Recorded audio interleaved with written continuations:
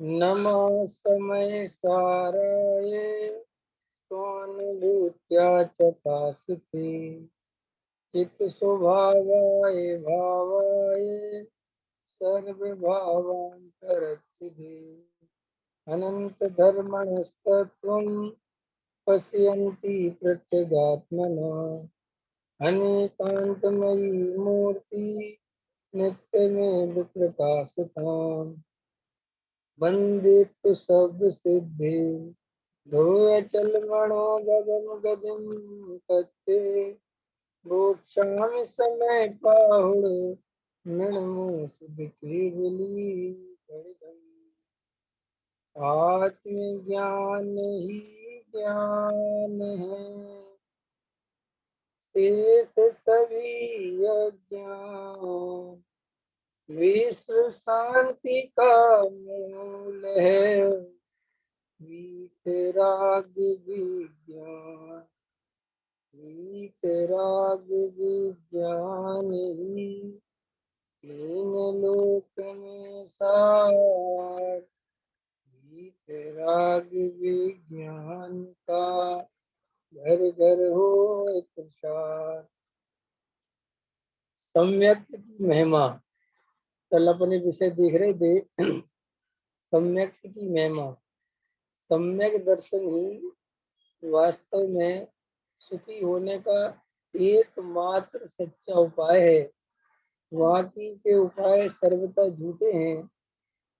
उनके कारण जीव सुखी नहीं हो सकता, लेकिन मिथ्यात्व के कारण, अज्ञान के कारण उनसे मैं सुखी हो जाऊंगा ऐसा भ्रम बना रहता है। हालांकि सर्वज्ञ भगवान ने, अनंत ज्ञानियों ने, अनंत केवली परमात्माओं ने, सभी ने एक स्वर में एक बात कही कि जीव के सुखी होने का उपाय जीव के पास है। जीव अपने को जीव देखे, आत्मा देखे, शरीर से भिन्न, संयोगों से भिन्न, कषायों से भिन्न, ज्ञान स्वभाव से अभिन्न ऐसे चैतन्य का दर्शन करे तो जीव सुखी हो सकता है। इसीलिए श्री गुरु कहते हैं कि तुम ये जो तत्व है, जो भेद ज्ञान की बात है, जो आत्मा की चर्चा है, इसे तुम हल्की बात मत समझना, इसे कोई तुम ऐसी टाइम पास की बात मत समझना। ये सहजता से मिल गई है, लेकिन बात बहुत दुर्लभ है, महादुर्लभ है। जैसे अभी अपन को सच्चे देव शास्त्र गुरु की महिमा नहीं आती ना बहुत, क्योंकि सुलभता से मिल गए, जन्म से ही मिल गए, सहज ही मिल गए, कोई मेहनत नहीं करनी पड़ी। जो अन्य मतों में, अन्य दर्शनों में, अन्य जातियों में जन्म ले लेते हैं, वहां पे सच्चे देव शास्त्रों का भाव है। और भाग्य से उन्हें कोई ऐसी बात मिले और उनको समझ में आए कि अरे यार जैन दर्शन में तो बहुत सच्चाई है, तो उन्हें बहुत महिमा आती है। हम जब स्मारक में पढ़ते थे, हमारे साथ 2-3 लड़के अजैन पढ़ते थे मेरी क्लास में, तो मैंने देखा कि उन लोगों को इतनी महिमा आती थी हम लोगों की। वो कहते थे तुम लोग कितने भाग्यशाली हो कि तुम जैन कुल में जन्मे हो, तुम्हारे माँ बाप भी जैन धर्म को मानते हैं, तुम्हारे घर में कोई, सब लोग जो है रात की भोजन नहीं करते, मांस मदिरा नहीं सेवन, कितने भाग्यशाली लोग हो तुम। अब अपन, लेकिन अपन को ये सब सहज मिलता है तो अपन समझ नहीं पाते कि अपनी कीमत क्या है। इसीलिए ये सम्यक दर्शन की बात, भेद ज्ञान की बात बहुत महिमा से सुनो। ऐसा सुनो कि भाई साहब ये सबसे इम्पोर्टेंट बात, सबसे महत्वपूर्ण बात चल रही है। इससे ज्यादा इम्पोर्टेंट बात कोई नहीं है। गंभीर बीमारी हो तो डॉक्टर की एक एक बात को बड़े बड़े इत्मीनान से, बड़ी गहराई से, बड़े ध्यान से सुनता है ना। ऐसे ही श्री गुरु कहते हैं, ये जीव, तुम्हें मिथ्या दर्शन और मिथ्या ज्ञान और मिथ्या चारित्र का रोग लगा हुआ है। हम जो ये तुम्हें सम्यक दर्शन, सम्यक ज्ञान और सम्यक चारित्र का जो स्वरूप बता रहे हैं, जो वस्तु का स्वरूप बता रहे हैं, इसको बहुत गहराई से सुनो, समझो। ये कोई ऐसे मजाक की बात नहीं है। इसलिए सम्यक की महिमा चल रही है। ये सम्यक की महिमा माने ये जो चर्चा है, ये जो स्वरूप है, ये जो वस्तु का स्वरूप आया है, ये बहुत समझने लायक, इसकी महिमा बहुत है।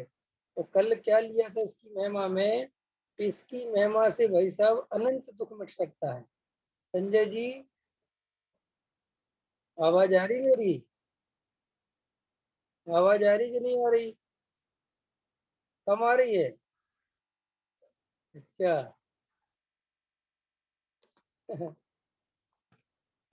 आवाज कम आ रही मेरी सभी को?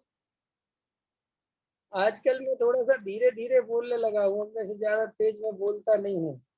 तो शायद मुझे लगता है इसलिए भी आवाज कम आ रही है, और शायद इसलिए भी कम आ रही होगी कि ये फोन भी अब थोड़ा पुराना हो गया, तो मुझे ऐसा लगता है इसके स्पीकर कुछ कमजोर हो गए होंगे, ऐसा मैं सोचता हूँ। बाकी आजकल मैं बोलता भी स्लो हूँ, मुझे ऐसा भी फीलिंग आने लगी है, मैं स्लो बोलता हूँ कुछ। ख्याल में है कि नहीं आया? तो अभी थोड़ा सा समझ लो स्लो मोशन में चल रहा है, अभी ज्यादा जोश बोश नहीं। अभी तक में गंभीरता चल रही ना, जब गंभीरता चलती है तो फिर ज्यादा आवाज कम होती चली जाती।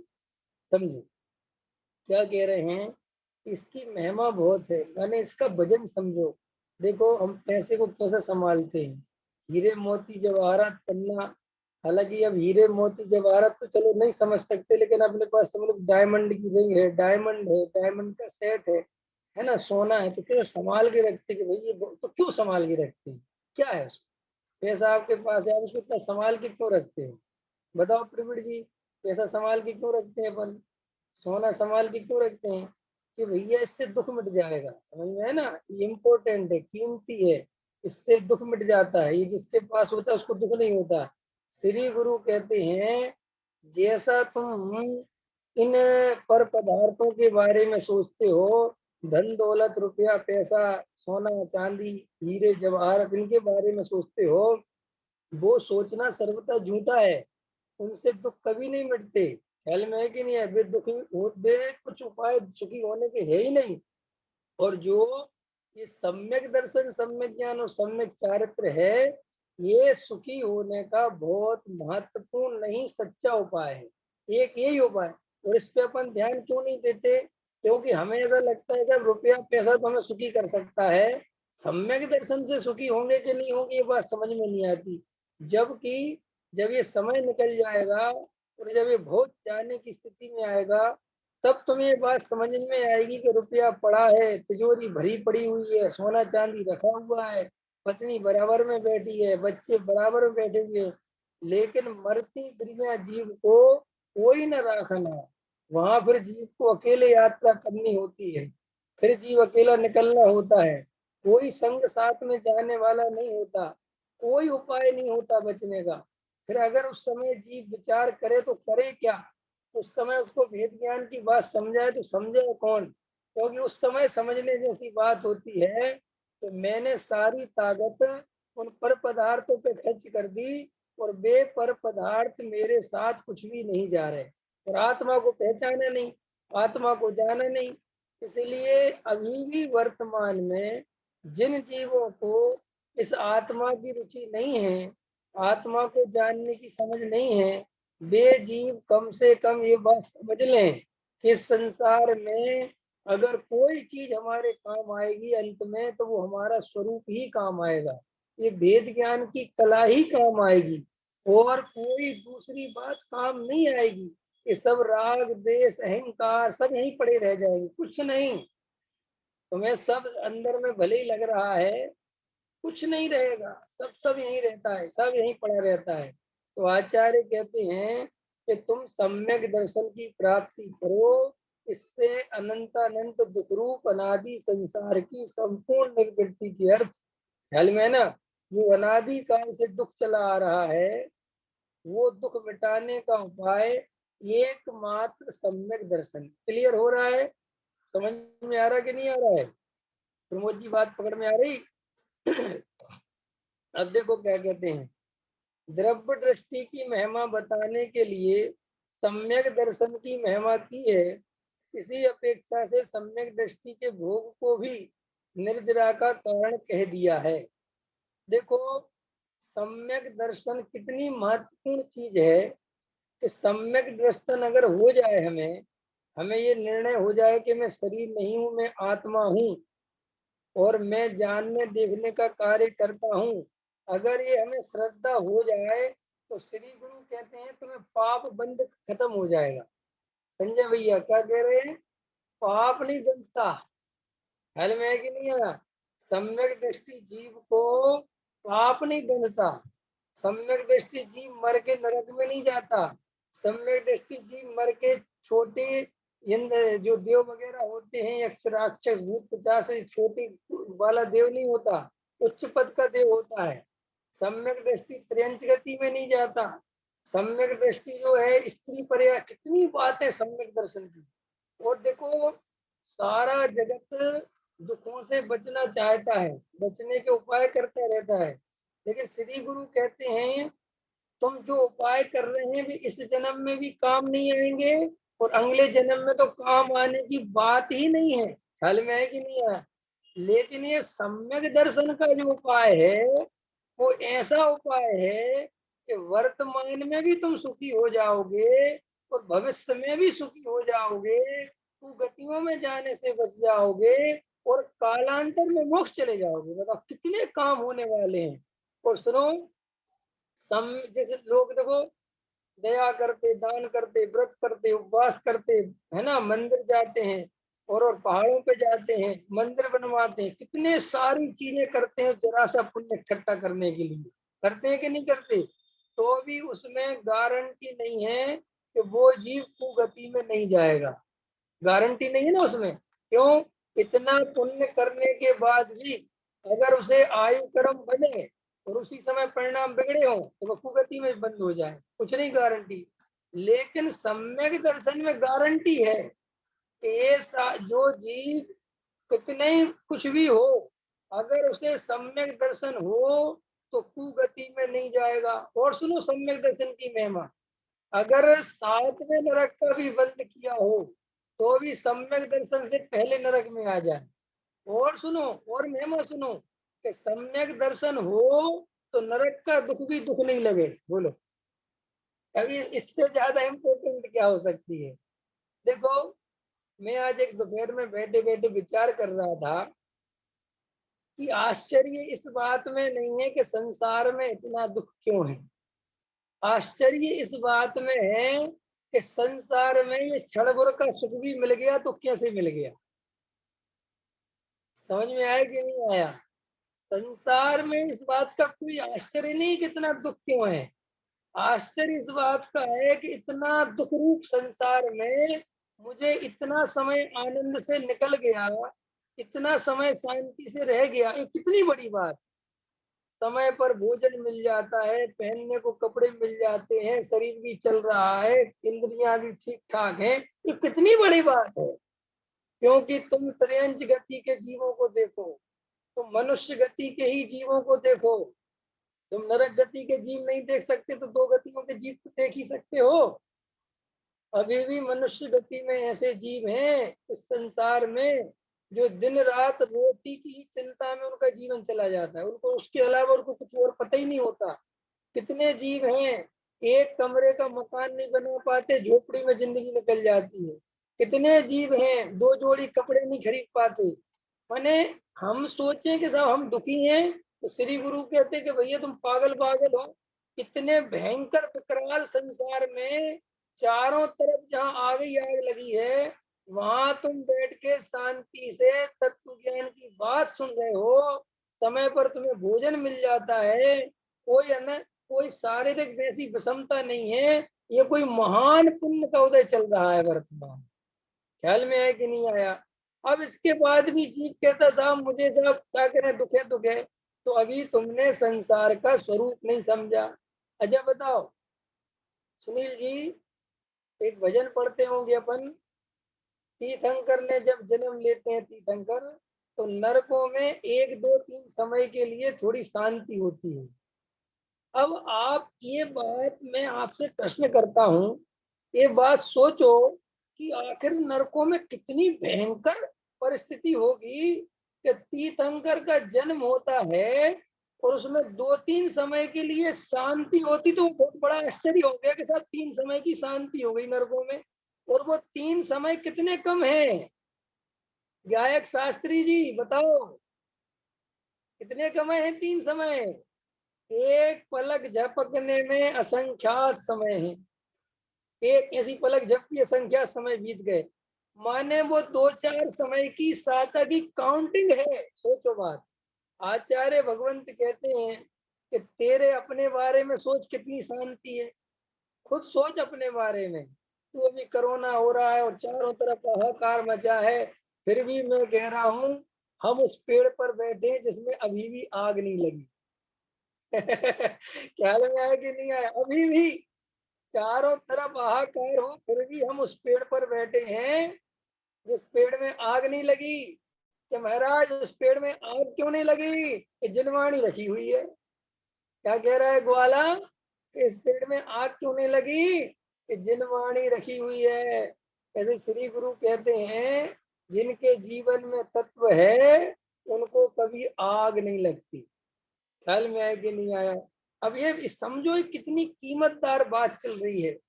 सम्यक दृष्टि माने क्या? कभी कभी कुंद कुंद आचार्य के बारे में, अमृतचंद आचार्य के बारे में विचार तो करो। जब कुंद कुंद आचार्य गाथा लिख रहे होंगे कि सम्यक दृष्टि के भोग भी निर्जरा के हेतु हैं, ये कितनी बड़ी क्रांतिकारी बात है। इसमें सम्यक दर्शन की कितनी महिमा है कि साहब, इतनी महिमा है सम्यक दर्शन की, इतनी महिमा है सम्यक दर्शन की कि सम्यक दर्शन सहित जीव अगर पंचेंद्री के विषय भोगों में भी रचा पचा रहता है तो भी उसे बंद नहीं होता। कितनी बड़ी बात है।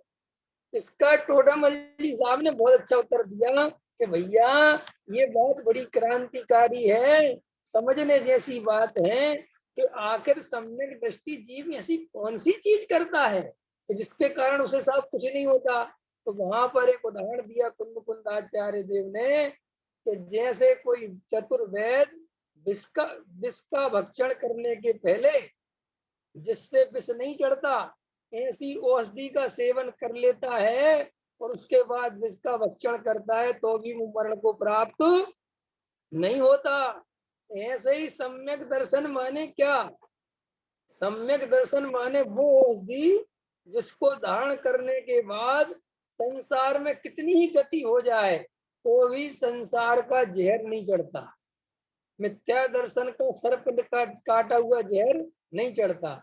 इसीलिए भाई ये भव्य जीवो आचार्य हमसे संबोधन करके कहते हैं कि तुम जैसे बने वैसे इस सम्यक दर्शन की प्राप्ति करो। सम्यक दर्शन माने का। आज हमारे एक भाई प्रश्न पूछ रहे थे विवेक जी कि भैया तत्व विचार सम्यक दर्शन कैसे करें, श्रद्धा सही कैसे करें? कहने में तो आसान लगता है कि श्रद्धा कैसे सही करें। श्रद्धा को सही करने के लिए टोडर मजली साहब ने क्या कहा? दो चीजें पकड़ के चल ली है, सम्यक दर्शन हो जाएगा। संसार का भय, ख्याल में है कि नहीं है? काय का भय?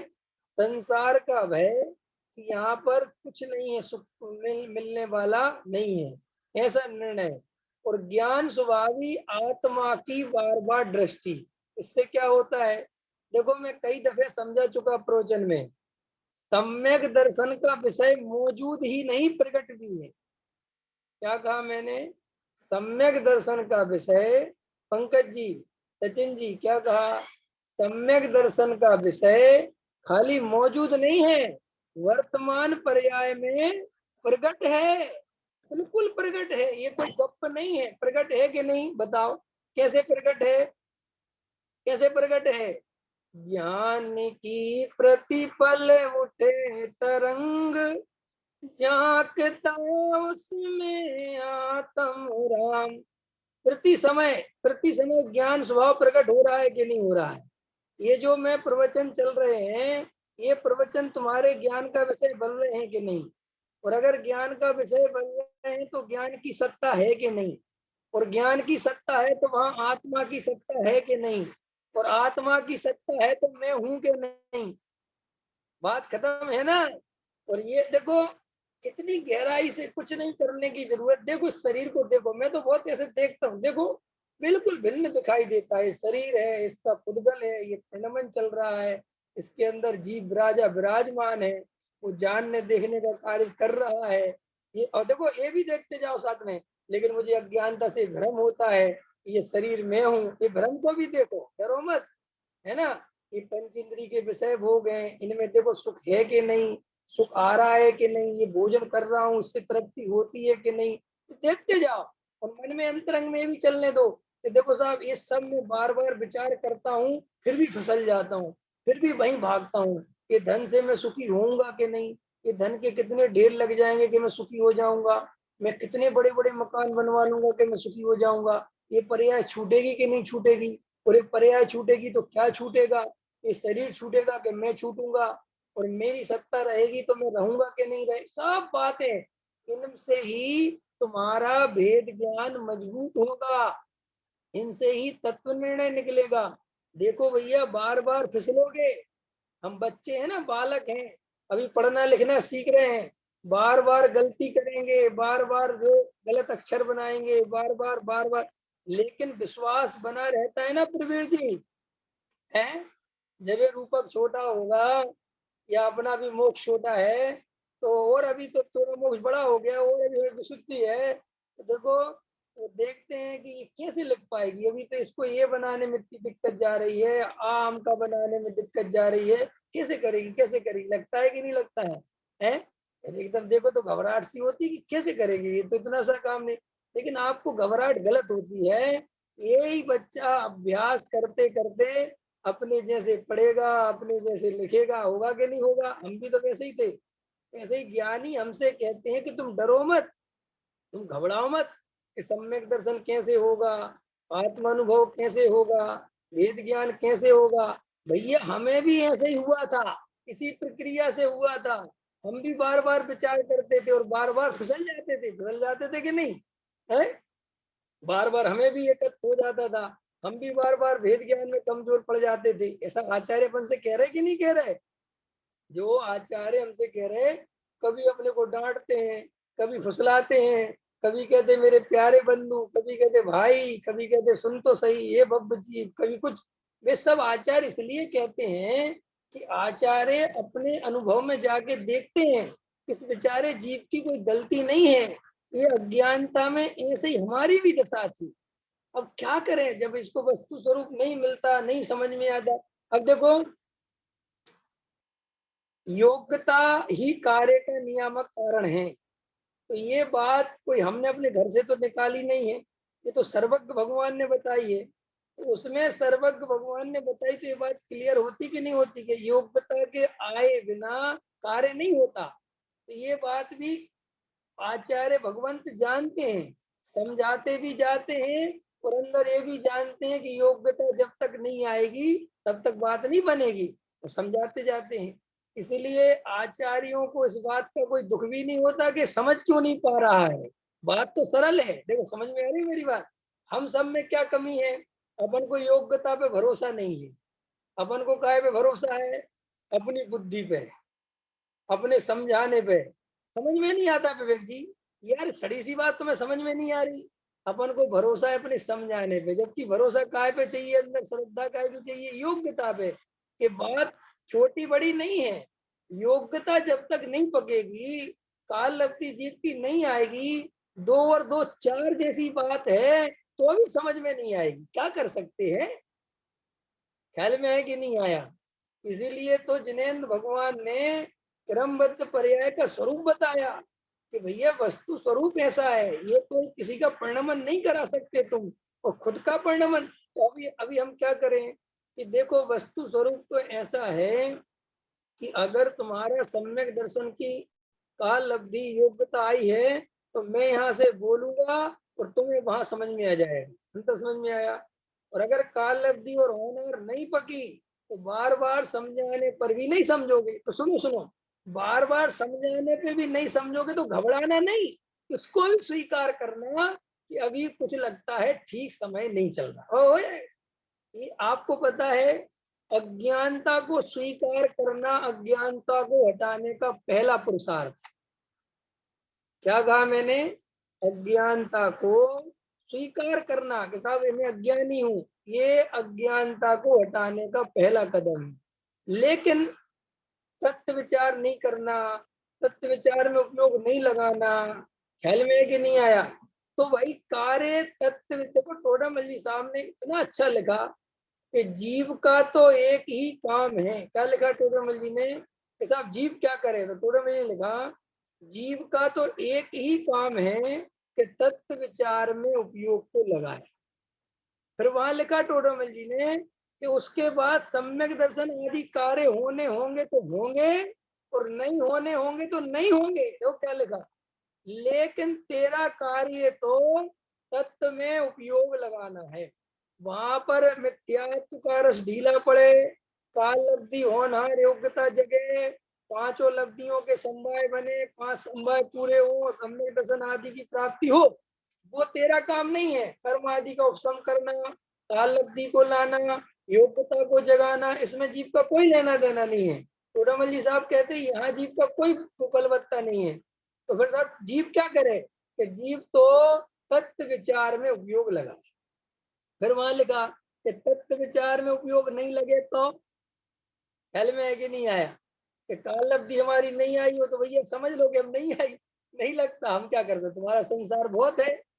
और अगर तत्व विचार में उपयोग लग रहा है तो घबरा और कार्य नहीं होता दिख रहा है तो भी तुम्हारा फिर कोई दोष नहीं है। लेकिन तत्व विचार में उपयोग नहीं लगाए और काल अवधि के भरोसा बैठे रहे तो टोडामल जी कहते साहब ये तो इस बात की निशानी है कि तेरी काल अवधि आई नहीं। अंत समझे। और ऐसे लोग, ऐसे की आएगी कब, ऐसे व्यक्ति की काल अवधि कब आएगी, कि कभी नहीं आएगी। ख्याल में है ना, बस समझ गए ना, समझ गए। अरे हम अच्छा एक बात बताओ विवेक जी, पंकज जी एक बात बताओ, दुकान का शटर खोलो नहीं, दुकान खोलो नहीं, सामान रखो नहीं, और ऐसा सोचो कि ग्राहक आएगा तो सामान रखेंगे। अच्छा बताओ ग्राहक कब आएगा? अच्छा बताओ, सही बताओ, ग्राहक कब आएगा? कि नहीं साहब हम ग्राहक आएगा तो सामान मंगवा लेंगे। ऐसे किसी की दुकान आज तक नहीं चली।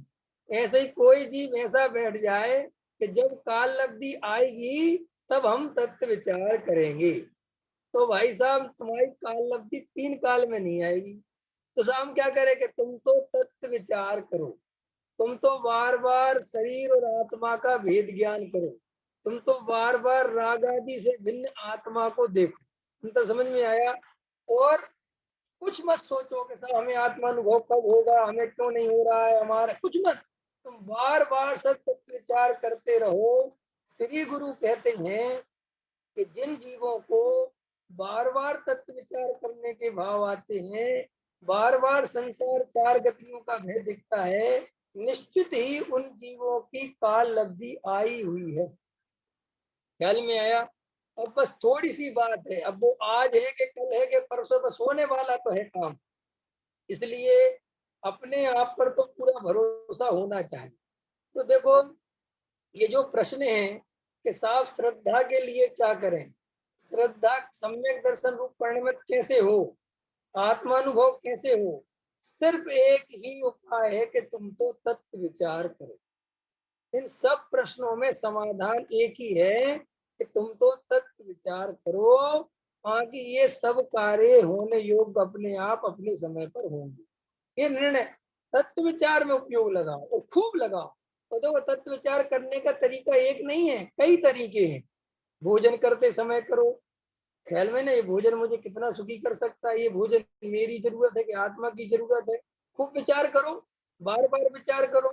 पंच इंद्रिय विषय भोगों के विकल्पों में सब विचार करो कि कितने विषय भोग भोग लिए और कितने भोगूंगा कि तृप्ति हो जाएगी, और कितना पैसा कमाऊंगा, जब इतना भी पैसा नहीं था तब कैसी हालत थी, और अब इतना हो गया तो कैसी है, और उसके बाद और कर लूंगा तो क्या हो जाएगा। ये सब विचार करो। मेरे माँ बाप मुझे छोड़ के चले गए, मैं उनका बेटा था, वो भी मेरे बारे में सोचते होंगे कि मेरा बेटा मेरा बेटा, लेकिन वो भी चले गए। ऐसे ही मैं अभी अपने जिन बच्चों के लिए इतना परेशान हूँ, मैं भी छोड़ के चला जाऊंगा, और फिर वो कहाँ चले गए ये आज तक कोई बताने भी नहीं आया, आया बताने है। इतना गाढ़ा मोह पालते हैं सुनील जी अपन, पालते हैं ना इतना गाढ़ा मोह कि तेरे बिना कुछ नहीं और मेरे बिना कुछ नहीं और तेरे बिना कुछ नहीं और मेरे बिना कुछ नहीं। और जब ये पर्याय पलट जाती है तो वो जीव एक बार भी बोलने नहीं आता कि साहब तुम्हारी याद आ रही है, बताओ। कैसा ये संसार का स्वरूप है। वो गलती से आ जाए, क्यों, और गलती से वो लौट के आ जाए तो क्या होता है, वो हम सबको पता है कि क्या क्या होता है, हैं। फिर सारे गांव के दुनिया बुलाए जाते हैं कि इसको भगाओ। ख्याल में ये तो दशा है इस जीव की। ये जीव पर भी समझने को राजी नहीं है कि क्या पागलपन चल रहा है। अरे रे रे। भाई गहराई से विचार करो। विचार माने भेद ज्ञान करो, विचार पूर्वक भेद ज्ञान करो। भेद ज्ञान कोई दुख वाली बात नहीं है, आनंद वाली बात है। मैं एकाकी एक तत्व लिए, एक तत्व लिए सब ही आते। ख्याल में ना, तो एक तत्व लिए सब ही आते, तो एक तत्व लिए ही सब जाते। कोई छोड़ के थोड़ी जाता है कुछ भी, यहाँ अंतर समझ में आया नहीं। अरे भाई एकत्व लिए सब आते, अपना स्वरूप लेके आते हैं और अपने स्वरूप में चले जाते हैं। अब इसमें गलती ये है कि अपने स्वरूप को पहचानते नहीं है, जिसके कारण दुख नहीं मिटता। ख्याल में आया दिनेश जी, समझ में आ रहा है कि नहीं आ रहा है। आवाज आ रही ना दिनेश जी। हाँ, देखो क्या कहते हैं, सम्यक दृष्टि के भोग को भी निर्जरा का कारण कहा है। तो सम्यक दृष्टि के भोगों को निर्जरा का कारण कहना, ये आचार्य भगवान ये समझाने की कोशिश कर रहे हैं कि भोगों को छोड़ने के पीछे मत पड़ना। क्या कह रहे हैं सुनो, भोगों को छोड़ने के पीछे मत पड़ना, पहले सम्यक दर्शन लेना। कि क्यों, कि सम्यक दर्शन अगर हो गया तो वे भोग भोग सब एक तरफ रखे रह जाएंगे, वो कुछ नहीं कर लेंगी। और सम्यक दर्शन नहीं हुआ तो वो त्याग भी बंद कराएगा। समझ में आया कि नहीं आया, ये गजब बता दिया सा। बात ये नहीं है जिन भोगों को इतना हल्ला मचा रहे हो, जिन भोगों से इतना परेशान हो रहे, भोग भोग भोग भोग है ही नहीं कुछ। भोगों की लालसा बहुत है। अंतर समझ में आया। मैंने क्या कहा प्रवीण जी, भोग नहीं है, भोगों की लालसा है। टोडामल्ली साहब ने लिखा है, हिंसा है ना प्रमाद परिणति मूल है, और विषय भोगों में अभिलाषा मूल है। समझ में आया क्या लिखा टोडामल्ली साहब ने, हिंसा में प्रमाद परिणति, ख्याल में है ना, और विषय भोगों में अभिलाषा। अभिलाषा माने भोग नहीं, उसकी वासनाएं बसी रहती हैं, है ना, ऐसा चलता रहता ना। अगर इससे हमारी शादी हो जाती तो हम ज्यादा सुखी हो जाते, इससे हमारा ये घर मिल जाता तो हम ज्यादा सुखी हो जाते, इससे हमारा ये ऐसा लड़का हमारा होता तो हम ज्यादा सुखी हो जाते। ऐसा लगता है कि नहीं लगता है। लेकिन जिसका है उससे पूछो, ख्याल में आए कि नहीं आए, जिसका है उससे पूछो ना भैया। है तुम्हें, हमें लगता है ना कि ऐसा होता है ऐसा होता है। भैया क्या बताएं, संसार की दशा देखो। हमेशा दूसरे के बगीचे की घरी घास हरी हरी दिखती है, दूसरे के पेड़ पौधे बढ़िया दिखते, अपने कमजोर से दिखते हैं। ये सब जो है ना, पी लिया है जीव को, ये मिथ्या दर्शन चल रहा ना है। मैं आज पढ़ रहा था कि साहब, दूसरे की पत्नियां ज्यादा सुंदर दिखाई देती हैं अपनी पत्नियों के मुकाबले। तो उसमें उत्तर दिया था कि दूसरे की पत्नी को तुम उसके घर में नहीं देखते, बाजार में देखते हो, और वो बाजार में निकलती है बहुत सच सवर की। अगर उसे घर में तुम्हें उसके दर्शन हो जाए तो तुम्हें उतना ही वैराग आएगा जितनी अपनी को देख के आता। अंतर समझ में आया कि नहीं आया। ऐसे संसार में ऐसा दूर का ढोल सुहावने लगते हैं, दूर से अपन को एक्चुअली में उसका ऊपरी रूपक दिखता है ना। अब बाजार में स्त्री दिखी तो कोई, वो तो बढ़िया से तैयार होकर निकली, लेकिन घर में तो वो जैसे बैठी थी वो तो रूपक तुम्हें दिखा नहीं। लेकिन अपनी पत्नी का रूप तो वो भी दिख रहा है। ऐसा लगता है अपनी पत्नी बस सुंदर नहीं है, माँ की सारी जगत की पत्नियां सुंदर है, अपने ही ने गलती कर ली। ऐसे भ्रम एक चीज में नहीं है, सब चीजों में बने हुए। और ये जीव इन्हीं भ्रमों में मर रहा है। क्यों, कि भ्रम टूटने का उपाय नहीं है। भ्रम टूटने का उपाय है कोई? कोई उपाय नहीं है ना। अभी एक शादी कर ली, अब 2 4 6 करने का अवसर मिले, देखने का अवसर मिले, तो कुछ भ्रम टूटे जीव का बाहर से। अब यहाँ तो बंधन में बंधा रहता तो वो सोचता है सुख तो होगा, लेकिन मैं पराधीन हूँ, इसलिए मुझे सुख नहीं मिल पा रहा। समझ में आया ना मैं क्या कहना चाहता हूँ। इस मनुष्य गति की बात कर रहा हूँ। पैसे में सुख तो होगा, लेकिन अपने पास तो लिमिटेड है ना।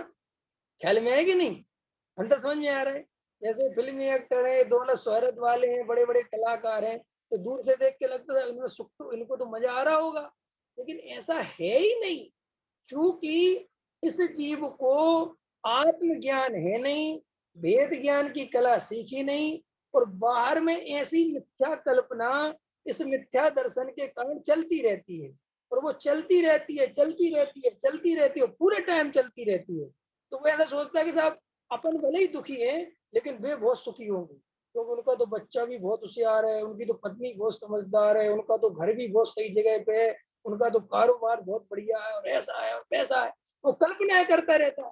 और उस जीव जो जिसके बारे में ये कह रहा है ना, उससे जाके पूछो कि क्यों भाई आप सुखी हो के नहीं? वो कहता हम काहे के सुखी हैं यार, अपना कोई धंधा है, ये कोई ये छोटे मोटे काम यार देखना है तो उनको देखो भाई साहब, 15 दुकान है उनकी बीच बाजार में, वो किसी और को सुखी देख रहा है, 15 दुकान वाला किसी और को सुखी देख रहा है। ये जीव फिर भी नहीं समझ पाता कि अरे रे रे रे रे, संसार में सुख नहीं है। सुनील जी, एक कहानी पढ़ी होगी आपने, अपने तरफ चलती थी एमपी उस समय जब अपन पढ़ते थे। अब वो कहानी तो याद है लेकिन मैं भूल गया हूँ, कुछ इस कहानी का था ना कि उसके पति का नाम सही नहीं था, है ना, कुछ नाम था उसका, जो भी नाम था, गरीब पता नहीं क्या भूल गया मैं, गरीब लाल जो भी भूल गया हूँ। तो उसको अपने पति का नाम पसंद नहीं था, तो वो अपने पति को छोड़ देती इस बात से कि तुम्हारा नाम बढ़िया नहीं। ख्याल में है कि नहीं? वो कहानी मैंने बहुत पुराने पहली क्लास में दूसरी क्लास में थी। तो वो जाती है तो रास्ते में उसे मिलता है एक भिखारी, तो भिखारी से वो कहती तुम्हारा नाम क्या है? तो वो कहता दौलत राम। ख्याल में है कि नहीं है? ऐसे वो सब अपोजिट अपोजिट मिलते हैं, समझे ना। तो वो उस समय एक एक मरण अर्थी पे जा रहे हैं, इनका नाम क्या है? अमर सिंह।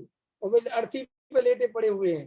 तो वो कहती अरे रे रे रे, नाम में तो कुछ भी नहीं रखा, ये तो मैं ही भ्रम से सोच रही थी। ऐसे ही श्री गुरु कहते हैं कि तुम्हारी बुद्धि क्यों नहीं खुलती, ये निर्णय क्यों नहीं करते कि संसार में सुखी होने की कोई व्यवस्था है ही नहीं।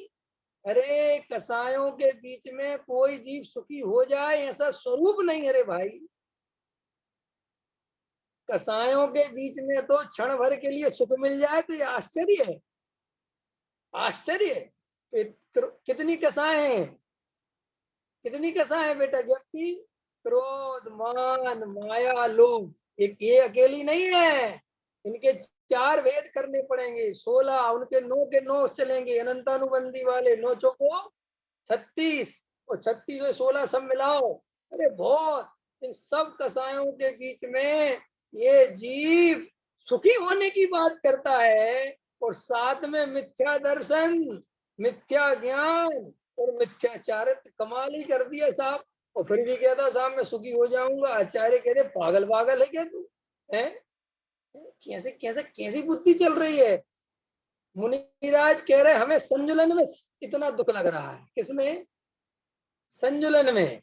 पंचम गुण स्थान वर्ती कह रहे कि साहब मरे जा रहे तो कसाय हमारा पीछा नहीं छोड़ रहे।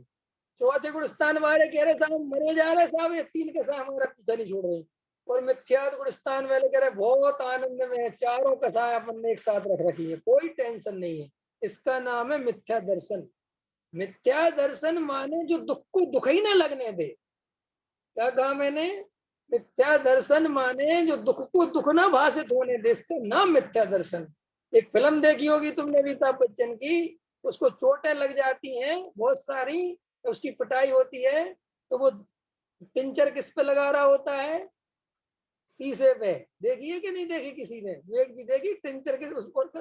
बहुत दर्द हो रहा है, बहुत दर्द हो रहा है ना। ऐसे ही हमारी दशा है, दुख कहीं और, मान कहीं और रहा, सुख कहीं और, मान कहीं और रहा, कुछ होश ही नहीं है।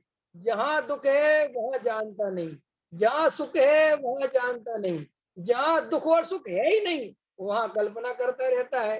देखो कसायों में दुख है, वेद ज्ञान में सुख है, तो इन दोनों तरफ इसका ध्यान ही नहीं है, तो जानते ही नहीं।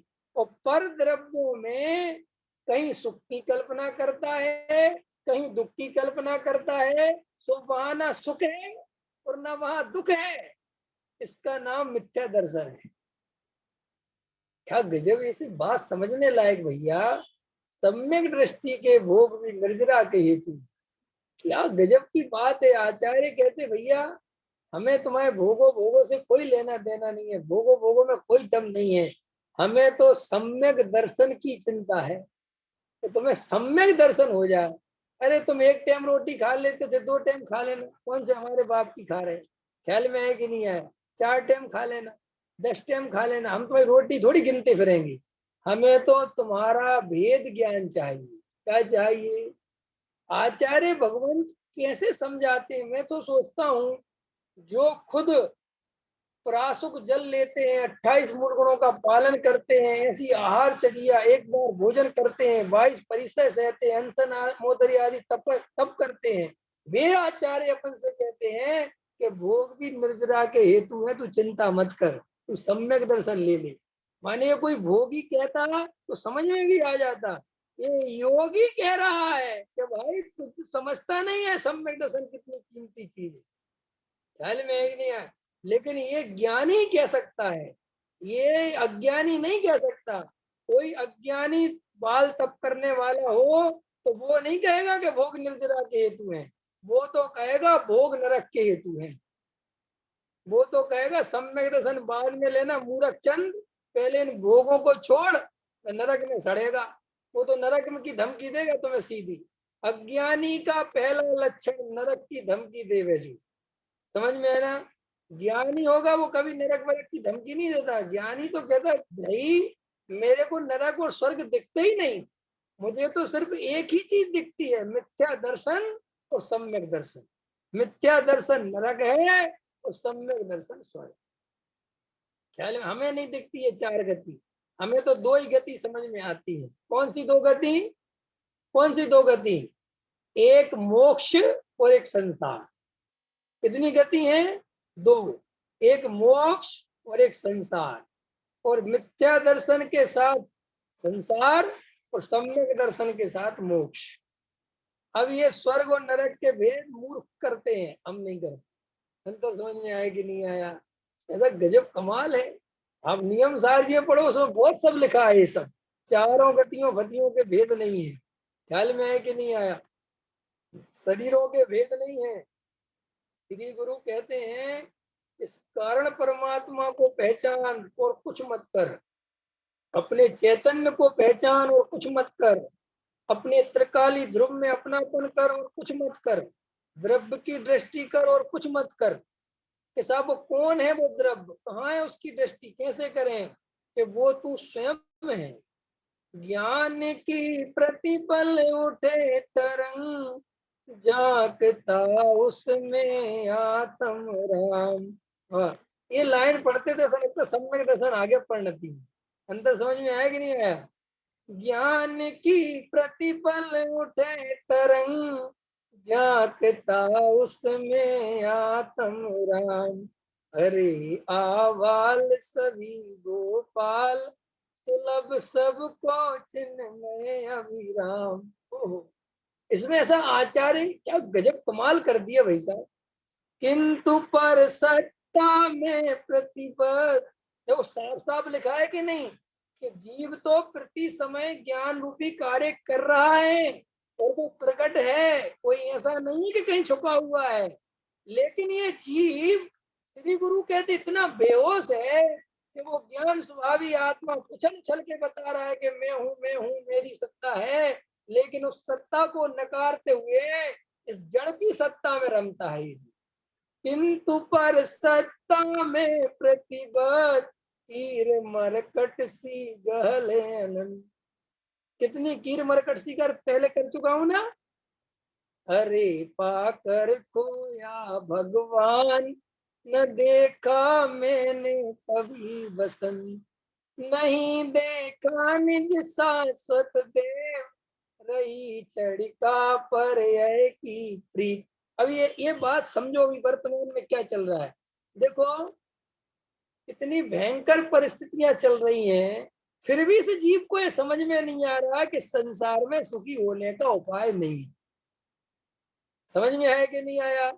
ये वीडियो सुनने में लगा है कि वो गुलाम बना रहे हैं, वो ये कर रहे हैं, वो ये कर रहे हैं। मैं कह रहा हूं अगर अपने स्वरूप को नहीं जाना तो गुलामी तो करनी ही पड़ेगी। और अभी कौन सी गुलामी नहीं कर रहे, बोलो? चैतन्य होकर सिद्ध भगवान जैसी सामर्थ्य लेके बैठे हुए हैं और प्रति समय देह की चिंता में जा रही है, जा रही कि नहीं जा रही? रोगों की चिंता में जा रहे हैं भाई साहब, विषय भोगों की सामग्री जोड़ने में पूरा समय जा रहा है। ये सारी की सारी गुलामी नहीं है और क्या है प्रमोद जी? रूपक समझ में आ रहा है कि नहीं आ रहा? ये सारी की सारी गुलामी है कि नहीं? लेकिन ये गुलामी गुलामी समझ में नहीं आती। अंग्रेज हम पे राज करेंगे, मुसलमान हम पे राज करेंगे, ये राज करेंगे, ये गुलामी। अरे भाई, श्री गुरु कहते हैं मिथ्या दर्शन सहित जीव सदा गुलाम ही है, और सम्यक दर्शन सहित, क्या कहा मैंने? सम्यक दर्शन सहित नरकों में, उन दानवों के बीच में जो बिल्कुल समझ लो प्रति समय छेदन भेदन कर रहे हैं, वहां पर भी श्री गुरु कहते स्वतंत्र है। स्वतंत्रता का अनुभव सम्यक दृष्टि जीव के अलावा किसी को नहीं हो सकता। मिथ्या दृष्टि तो भ्रम से ही परतंत्रता में स्वतंत्रता की कल्पना करता है। इसीलिए सम्यक दर्शन की महिमा अनंत है, और वो सम्यक दर्शन अपने चैतन्य के आश्रय से प्रकट होता है, अपने स्वरूप के आश्रय से प्रकट होता है। इसलिए 4 हाथ 24 गज अंगुल अष्ट प्रमाण, ता ऊपर सुल्तान है अवने चूको चौहान। सुना नहीं कि सुना? ऐसे ही श्री गुरु कहते हैं भाई साहब, ये समय आ गया है। कौन सा समय आ गया है? अब चूकने का समय नहीं है।